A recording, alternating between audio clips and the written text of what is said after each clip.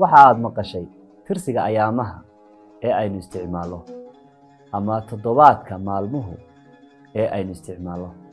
kaas oo aynu u isticmaalo luqadaha Carabiga iyo Ingiriisiga marka aynu oranayno waxaynu isticmaalnaa Carabiga marka aynu qoraynana waxaynu qornaa luqadda Ingiriisiga sida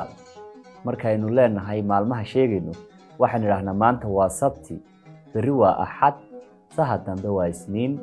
saakun waa Salaasa iyadoo aynu ku sheegayno af Carabi marka aynu qorayno ee aynu ku sugannahay goobaha shaqada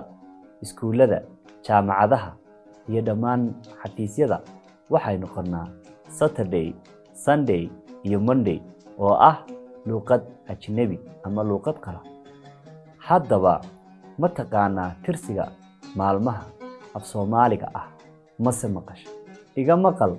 oo iga baro ayaamaha tirsiga Soomaaligu waxa ay ka bilaabmaan ayaanta Axadda waana kuwan koobin lamin lamtoka koodar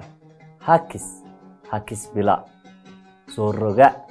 halka toddobaadka reer galbeedku ama reer Yurub uu uga bilaabmo Isniinta toddobaadka Carabta ama caalamul Islaam uu uga bilaabmo Sabtida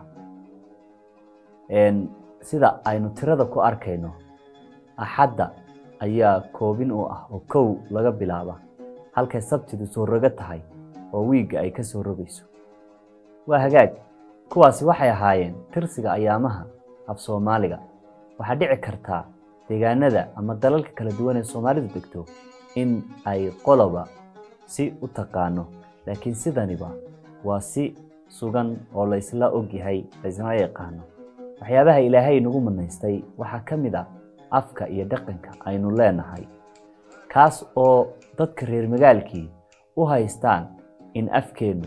una afafka kale la awood iyo la itaal aanu ahayn balse taa cagskeeda Afsoomaaliga iyo dhaqankeenu uu yahay dhaqan iyo afguuna oo wax weeyaan fac weyn suugaan aad u xeel dheerna leh haddaba dhalinyarada reer magaalka ah haddii aanad aqoonin waxa afkaaga ama dhaqankaaga ama deegaankaaga uu ka yahay shay aad aragtay hamoodin inaanu ku jirin Afsoomaaliga ee fadlan baadh oo baro afkaaga iyo dhaqankaaga